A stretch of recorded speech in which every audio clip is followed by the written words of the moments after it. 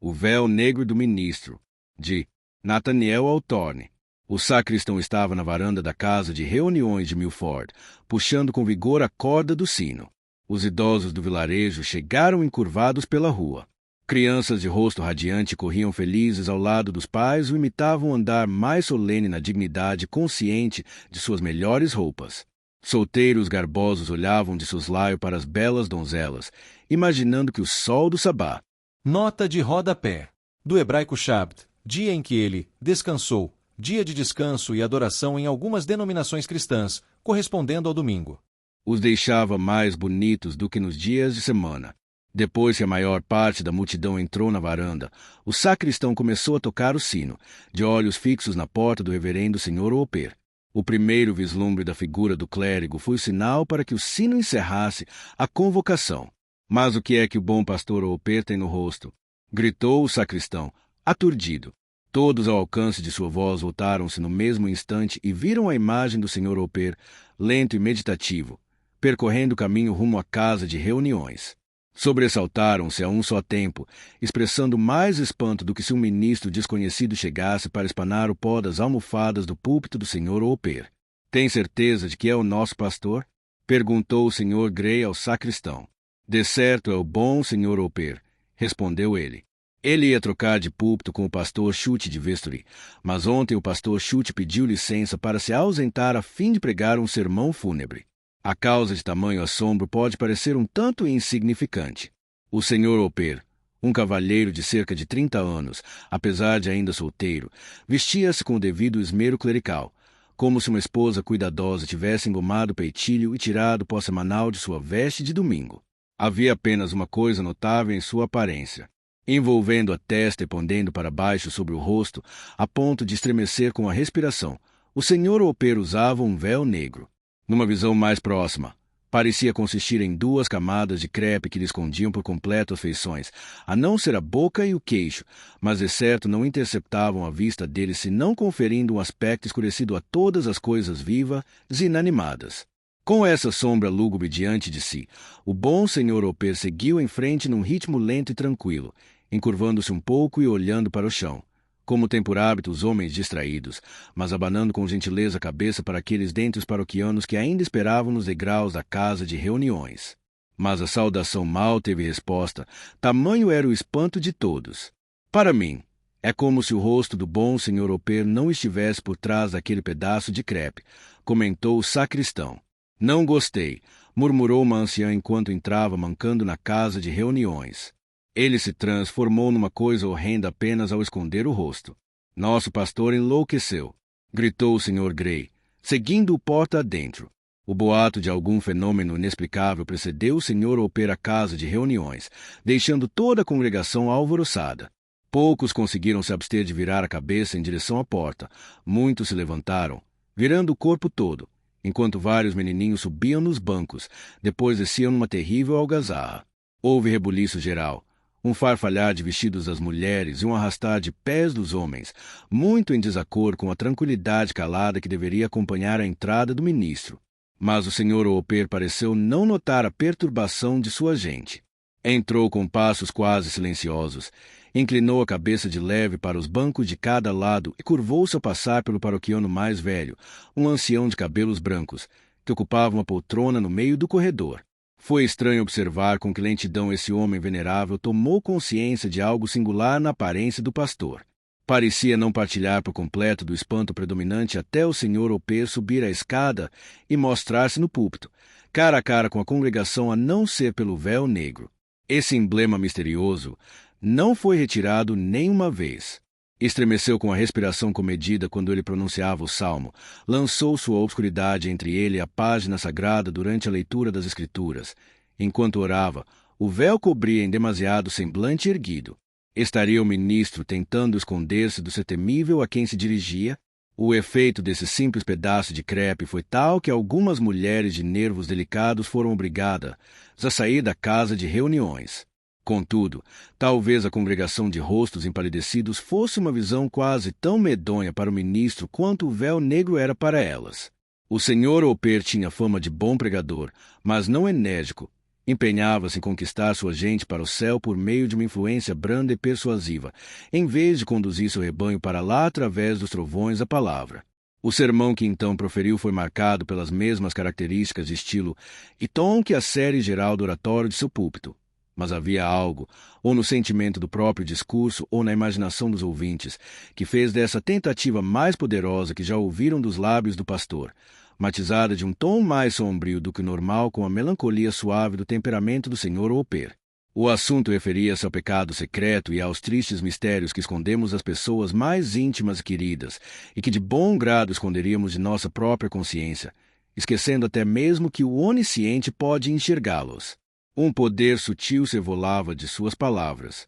Cada integrante da congregação, da menina mais inocente ao homem mais empedernido, sentiu como se o pregador tivesse se esgueirado para eles por trás do véu horrendo e descoberto a iniquidade acumulada dos atos ou pensamentos de todos. Muitos juntaram as mãos diante do peito. Não havia nada de terrível no que o Sr. Oper dizia, pelo menos nenhuma violência.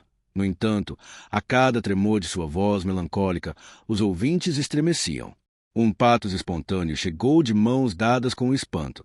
Tão ciente estava a audiência de algum atributo insólito no ministro que todos ansiavam por uma lufada de vento que afastasse o véu, quase acreditando que o rosto de um desconhecido se revelaria, embora a forma, os gestos e a voz fossem os do Sr. Oper. No final do culto, as pessoas saíram às pressas numa confusão indecorosa, ansiosas por comunicar seu espanto reprimido e percebendo o espírito mais leve assim que perderam de vista o véu negro. Algumas se reuniram em pequenos círculos, muito próximas, com todas as bocas sussurrando no centro. Outras foram para casa sozinhas, imersas numa meditação silenciosa. Ouve-as se falaram em voz alta e profanaram o dia do sabá com risadas descomedidas.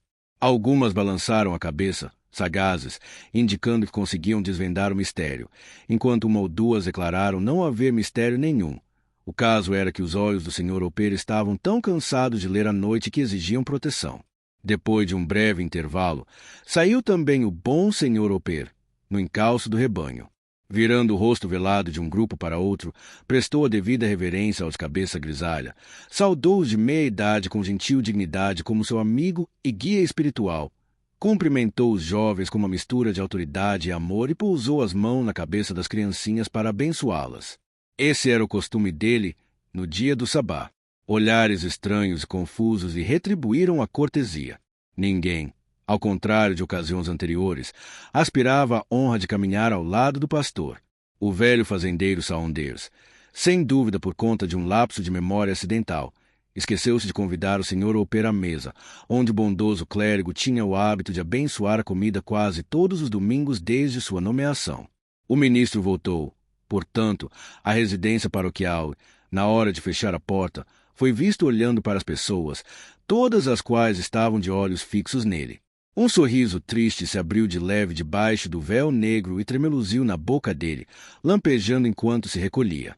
Que estranho, disse uma mulher, que um simples véu negro, igual ao que qualquer mulher pode usar no chapéu, torne-se uma coisa tão horrenda no rosto do Sr. Oper. Sem dúvida deve haver algo errado com o intelecto do Sr. Oper, comentou o marido dela, o médico do vilarejo. Mas a parte mais estranha da questão é o efeito desse capricho mesmo num homem de mente sóbria como eu. O véu negro, embora cubra apenas o rosto de nosso pastor, exerce influência sobre toda a pessoa dele e torna-o fantasmagórico da cabeça aos pés. Não concorda? Concordo. Eu não ficaria a sós com ele por nada no mundo. Imagino se não tem medo de ficar a sós consigo mesmo. Às vezes, os homens têm, respondeu o marido. Compareceram ao culto da tarde em circunstâncias semelhantes.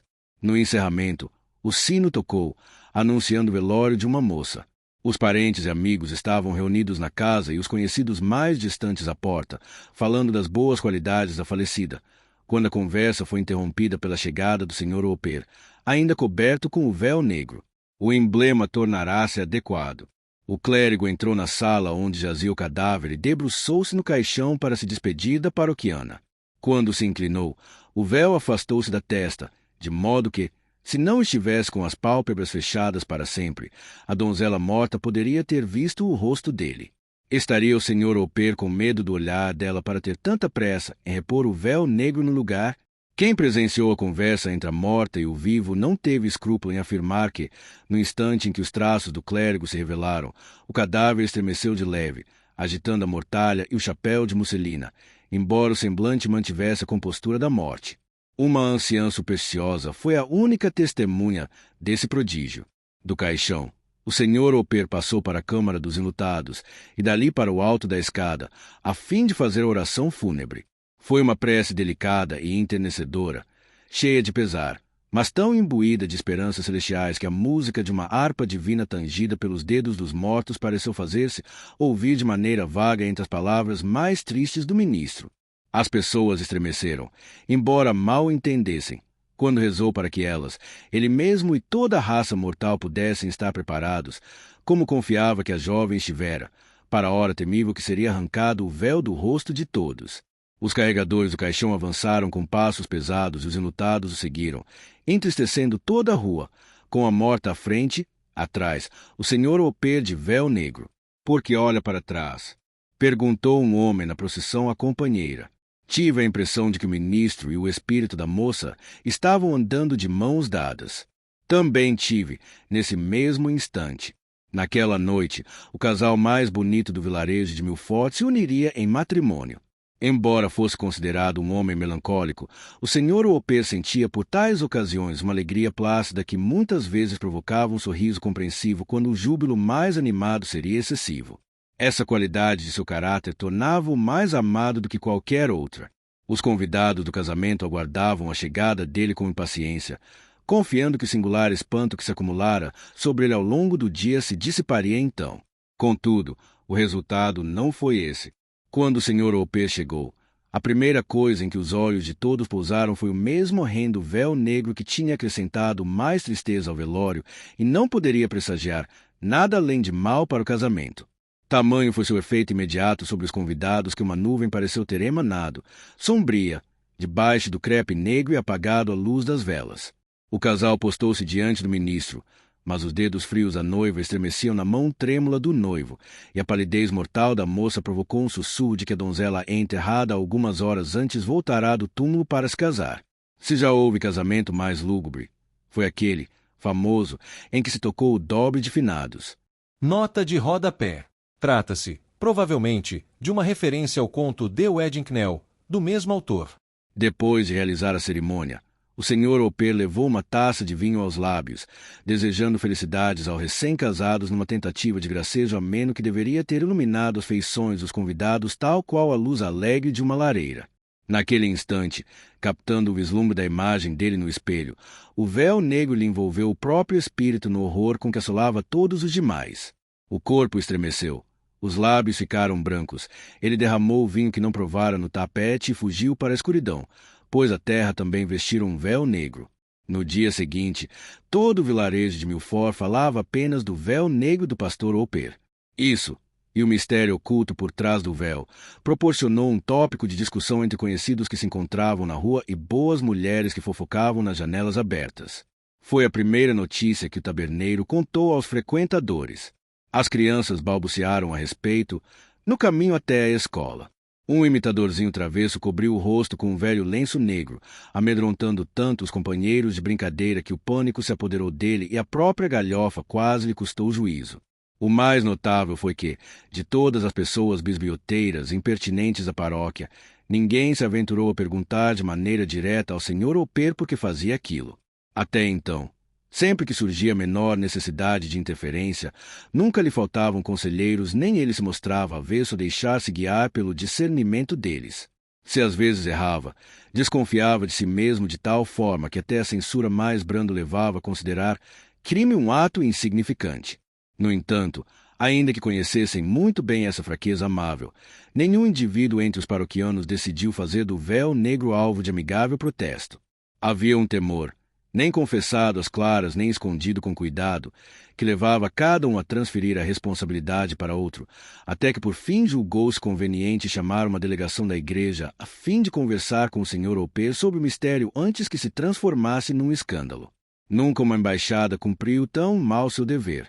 O ministro os recebeu com amistosa cortesia, mas silenciou-se depois que se sentaram, deixando aos visitantes todo o fardo de explicarem seus assuntos importantes. O tema, pode-se imaginar, era bem óbvio. Lá estava o véu negro envolvendo a testa do Sr. Opera e escondendo todos os traços acima da boca plácida, na qual, às vezes, percebia-se o lampejo de um sorriso melancólico. No entanto, aquele pedaço de crepe, à imaginação dos visitantes, parecia pairar diante do coração dele, o símbolo de um segredo temível entre ele e os outros. Se ao menos afastasse o véu, poderiam falar do assunto sem reservas, mas não antes disso. Assim, ficaram ali por um tempo considerável, sem palavras, confusos, apreensivos, evitando os olhos do Sr. Opera, que sentiam estar fixos neles com um olhar invisível. Por fim, os emissários voltaram envergonhados a seus eleitores, declarando que o assunto era pesado demais para ser discutido, a não ser por um conselho das igrejas. Isso se, na verdade, não exigisse um sínodo geral. Mas havia uma pessoa no vilarejo a quem o espanto que o véu negro causava a todos não alarmava. Quando os emissários voltaram sem explicação, sem ter nem mesmo se arriscado a exigir uma, ela, com a energia calma de seu caráter, decidiu afugentar a estranha nuvem que parecia pairar em volta do Sr. Opera, ficando mais tenebrosa a cada momento. Como sua futura esposa, deveria ter o privilégio de saber o que o véu negro escondia. Assim, na primeira visita do ministro, tocou no assunto com uma simplicidade de reta que facilitou a tarefa tanto para ele quanto para ela. Depois que ele se sentou, ela fixou o olhar firme no véu, mas não conseguiu distinguir nada na temível obscuridade que tanto havia impressionado a multidão. Eram apenas 2 camadas de crepe penduradas da testa até a boca, agitadas de leve pela respiração. Não, disse ela em voz alta, sorrindo. Não há nada de terrível nesse pedaço de crepe, a não ser o fato de que esconde um rosto que sempre me alegro em olhar. Vamos, bom senhor, deixe o sol raiar por trás da nuvem. Primeiro, afaste o véu negro. Depois, diga-me por que o vestiu. O sorriso do Sr. Opera cintilou de leve. Chegará a hora em que todos tiraremos o véu, declarou ele. Não me leve a mal, amada amiga, se eu usar este pedaço de crepe até lá. Suas palavras também são um mistério, respondeu a moça. Tire o véu delas, pelo menos. Farei isso, Elizabeth, na medida em que meu voto me permitir. Saiba, pois, que este véu é uma representação e um símbolo, e devo usá-lo sempre, tanto na luz quanto na sombra, na solidão e diante do olhar das multidões, e com os estranhos bem como com os amigos íntimos. Nenhum olho mortal verá ser retirado. Essa camada sombria deve separar-me do mundo. Nem mesmo você, Elizabeth, poderá atravessá-la. Que aflição grave o acometeu para que escurecesse os olhos assim e para sempre? Indagou ela com seriedade. Se for um sinal de luto, talvez eu, como a maioria dos mortais, tenha tristezas sombrias o bastante para serem representadas por um véu negro. Mas se o mundo não acreditar que é a representação de uma tristeza inocente, argumentou Elizabeth, amado e respeitado como é, pode haver boatos de que esconde o rosto sob a consciência de um pecado secreto. Pelo bem de seu ofício sagrado, encerre esse escândalo. A cor subiu às bochechas dela quando citou a natureza dos boatos que já haviam se espalhado no vilarejo. Porém, a brandura do Sr. Opera não o desamparou. Chegou até mesmo a sorrir outra vez, aquele mesmo sorriso triste que sempre parecia um lampejo fraco de luz vindo da escuridão atrás do véu. Se escondo o rosto por tristeza, há motivo suficiente, respondeu apenas. E, se o cubro por um pecado secreto, que mortal não poderia fazer o mesmo? Ei! Com essa obstinação gentil, porém invencível, resistiu a todas as súplicas. Por fim, Elizabeth se calou. Por algum tempo, pareceu perdida em pensamentos, considerando, era provável, que novos métodos poderia experimentar para resgatar o noivo de uma fantasia tão sombria, que, se não tivesse outro significado, talvez fosse um sintoma de doença mental.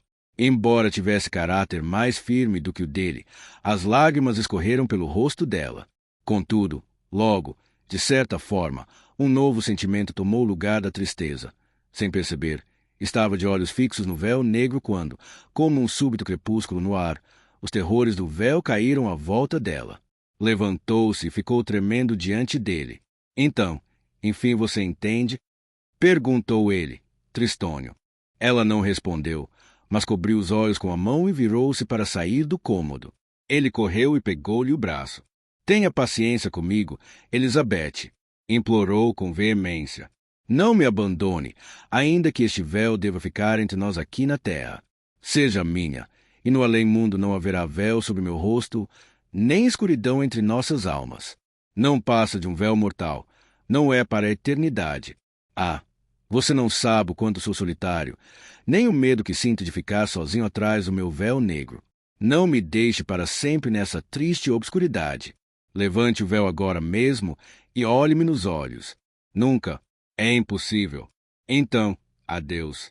Ela tirou o braço das mãos dele e afastou-se devagar, parando na porta para lançar um olhar demorado e trêmulo que pareceu quase penetrar o mistério do véu negro.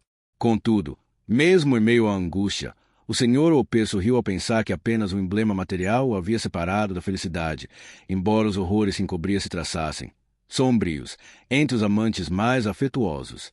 Desse dia em diante, não houve mais tentativas de remover o véu negro do Sr. Hopper, nem pedidos diretos para descobrir o segredo que escondia.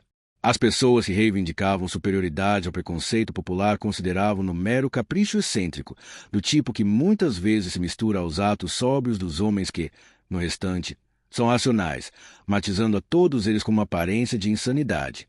Mas, para o povo, o bom Sr. Hopper tornará-se um tormento irremediável. Não podia andar na rua com um pouco de paz de espírito, tão consciente estava de que os delicados e tímidos mudavam de rumo para evitá-lo e que outros faziam questão de, por audácia, lançarem-se no caminho dele. A impertinência destes obrigou a desistir da caminhada de sempre ao pôr do sol até o cemitério, pois, quando se debruçava pensativo sobre o portão, sempre havia rostos atrás das lápides espiando o véu negro. Espalhou-se a fábula de que o olhar dos mortos o expulsara dali. Entristeceu até o fundo do bondoso coração ver como as crianças fugiam de sua presença, interrompendo os passatempos mais alegres enquanto a figura melancólica ainda estava longe. O pavor instintivo delas fez com que sentisse com mais força do que todo o resto que um horror sobrenatural se entrelaçara aos fios do crepe negro. Na verdade, sabia-se que sua própria antipatia pelo véu era tamanha que nunca passava de bom grado diante de um espelho nem se inclinava para beber de uma fonte parada de modo que, nas águas plácidas, não temesse a própria imagem. Foi isso que deu plausibilidade ao boato de que a consciência do Sr. Hopper o torturava por causa de algum crime imenso e horrível demais para ficar oculto por completo ou ser insinuado de forma tão obscura. Assim, debaixo do véu negro saiu uma nuvem em direção à luz do sol, uma ambiguidade de pecado ou pesar, envolvendo o pobre ministro de forma que nem o amor nem a simpatia jamais poderiam alcançá-lo. Dizia-se que lá fantasmas e demônios o acompanhavam.